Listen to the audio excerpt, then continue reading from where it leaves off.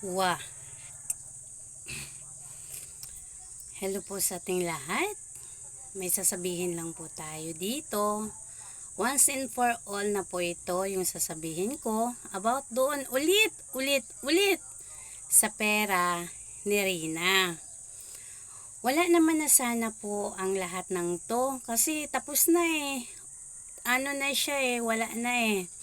Pero ngayon kasi nabanggit doon ni Kuya Bal or ni Kuya July about po sa pera ni Rina.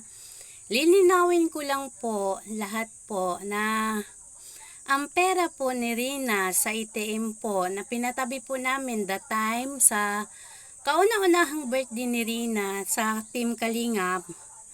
She is 16 years old o 15? 15. Oo, 15. 15 siya doon sa unang birthday ni Rina kung saan siya unang na-vlog sa Team Kalingap. Kasi po sa totoo lang, matagal na din itong issue na about nga sa pagkuha nga sa pera ni Rina. Wala na sana kaming pakialam about sa mga ganitong issue kasi paulit-ulit na lang po talaga siya.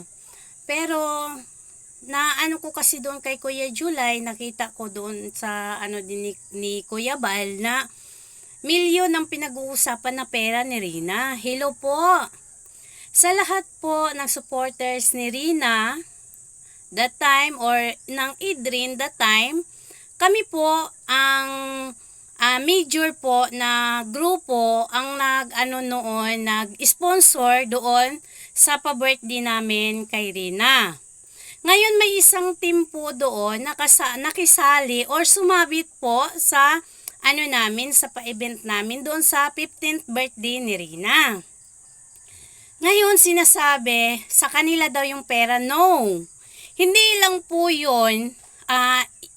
Sila ang doon, ang doon sa pera na yun. Paano naman yung mga sponsor ko doon sa team ko? At higit po sa lahat, grupo ko po yun ang doon, ang nagtawag nito, ang nagpa-event. At ayun nga, yung pera na po yun ay hindi po yun umabot po ng 100,000. Dahil yung pera na yun na nasa ATM po na pinaano namin kay Kalingap Vincent, ang pera na po yun ay hindi po umabot ng 100,000. Nasa doon na nasa 87,000 po yun. Pero hindi po yun makukuha ng pamilya ni Rina dahil po yung pera na yun, ang sinasabi po ng sponsor is para sana yun sa pag-aaral ni Rina. Ngayon po, kaya po kami mahigpit that time talaga sa pera ni Rina dahil na-remember nyo po that time si Rina na may pera pero inatake siya tapos hindi siya nadala sa hospital kasi walang pera yung bata. Ngayon kung hindi po dumating ang Team Kalingap na pinuntahan si Rina doon sa Batubalani doon sa ng lulo niya kay Tatay Nestor. Kung hindi pinuntahan siya ng Team Kalingap, si Rina po ay hindi po madala sa ospital. Ngayon mismo po si Tatay Nestor na nagsabi yung pera ni Rina that time, yung kasagsagan ng Idre na nung sila na ganap yung ibang team na binigay sa kanya. Kaso naubos daw po yun, pinahiram po sa kamag-anak ni Rina. Kaya doon po kami nagpasya na higpitan po ang pera pagdating sa bata. So ngayon in short, wala na si Rina sa Team Kalingap. Bakit kailangan pang kunin nila na kaya naman 'di ba nila na magpaaral sa bata o gastusan ang bata? Ngayon ang majority po talaga magdesisyon diyan ang team ko at ako kasi sa amin po 'yon yung event na 'yon. Hindi po sa ibang team kasi bali yung event na yon, dalawa po kami. Sumabit yung isang team na doon sa pa-event namin. Kaya ang mas talaga doon, mas mahigpit talaga magdesisyon doon, kami. or ako bilang isang founder po that time ng A-Drain, 'di ba po mga kalingap? Pero sana wag na lang po natin palakihing issue ang mga ganito dahil paulit-ulit na lang po itong sinasabi o inaano natin binabatikos pagdating sa pera. Ngayon, ang sabi ng mga sponsor ko, ang sabi nila, Founder Ann, kung hindi man natin na lang maibigay Karina, dapat ibigay na lang natin, ipabigay na lang natin kay Rab sa matutulungan pa nila. Mas maganda po yung anong desisyon na ganun kasi hindi naman din si Rina ang makikinabang nun kundi ang pamilya din naman ni Rina. Isa pa po, ang mga sponsor po ang magdesisyon para po sa pera nila. Kung ang desisyon ng sponsor na ipabigay na lang majority ng majority ang mga sponsor ang magdesisyon. Kung yun ang desisyon nila para lang yung tawag nito yung pera ni Rina, ibigay na lang sa iba. Wala po tayong magagawa doon. Bilang isang founder, nandito lang po ako para po ipaliwanag po kung ano po ang side ng mga sponsor at ng team ko. Kasi po, ang sabi, milyones ang pera ni Rina. Doon sa 15th birthday ni Rina, nasa 87,000 lang po yun ang pera na nasa ATM ni Kalingap Vincent. Na bakit nagtaka kayo, bakit ang pera nasa kay Kalingap Vincent na ATM? Kasi ganito po yun. Si Rina that time na gustong i-open po ng account, wala pong birth certificate, wala pong ID, at higit po sa lahat, si Rina ay minor at may karamdaman pa. Kaya po, pina-open po namin si Kalingap Vincent na gamitin po ang kanyang pangalan para po doon po sa kanya iaano yung pera ng bata na ibinigay naman niya kay Kalingap Rab. Ngayon po, sa totoo lang, wala naman po dapat na tayong ikakaano dito tapos na po yung issue pagdating sa pera. Ilang beses po pinaliwanag ni Kuya Bal o ni Kalingap Rab kung sino man po o kumuha ng pera ni Rina o kukuha sa pera ni Rina kay Kalingap Rab o kay Kuya Bal o sa team Kalingap, magdala po sila ng resibo. Di ba po?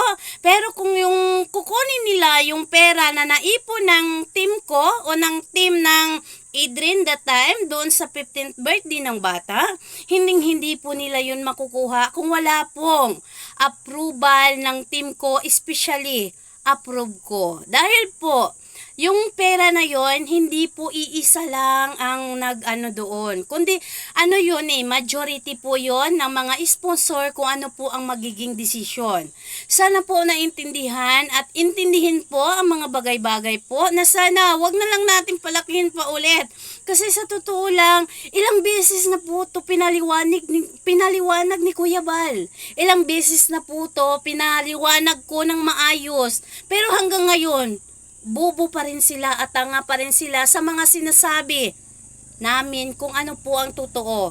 Dahil ang pera po na yan, hindi naman yan kinamkam ni Kalingap Rab, kundi naka-stay lang yan dyan kung ano po ang dapat gawin. Dahil ang pera na yan, hindi pwedeng makinabang ang pamilya ni Rina. Dahil noon pa man, sa kauna-unahang mga pera ni Rina, tapos na po nakinabang ang pamilya.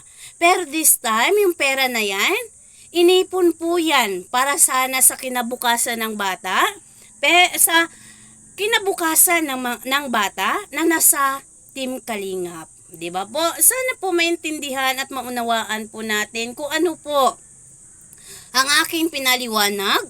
At sana po, huwag na po nating paanuhin pang issue kasi matagal na po yan At para sa iyo, Melanie, sa totoo lang po, wala na, lumipas na lahat po. Sana maintindihan mo at maunawaan po.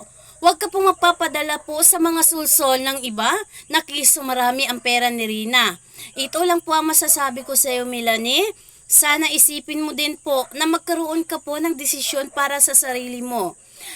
Tapos na po ang mga bagay-bagay sa ating paligid about kay Rina. Pero pagdating dito, dapat ikaw po nanay ka, isipin mo din pong mabuti kung bakit po hinigpitan namin o bakit po naghigpit ang mga supporters ni Rina that time na ang pera na hindi po pwede makukuha ninyo bilang isang pamilya. Di ba po? Sana, Melanie, magdesisyon ka sa sarili mo at higit po sa lahat, yung galit na yon noon lahat na ibigay na, lahat na ipaliwanag na sana po ikaw mismo sa sarili mo alam mo kung paano at ano ang nagawa ng Team Kalingap sa buhay ni Rina noon. Makikita mo naman siguro kung ano ang kaibahan ngayon ng buhay ni Rina sa ibang mga kamay o sa kamay ng Team Kalingap. Yan lang po ang aking masasabi at pagdating po talaga dyan, mahigpit po talaga kami pagdating dyan sa pera ni Rina na hindi po pwede yan kunin. Or wag nyong ipupus kay Melanie na sa kanya yon. Dahil una po sa lahat, ang pera po yon para kay Rina at hindi po para sa pamilya ni Rina. Sana Melanie maintindihan at maunawaan po ang aming paliwanag o aking paliwanag para po wala na pong gulo. Pero kung ayaw nyo po talaga, nasa inyo na po yun. Diba po? Maraming salamat. At salamat po sa walang sawang suporta sa Team Kalingap. At higit po sa lahat sa ama ng Kalingap, kay Kuya Bal Santos Matubang, at kay Founder Ann, maraming salamat. Nandito lang naman po tayo lahat para nakasuporta sa ating ama ng Kalingap. Maraming salamat po.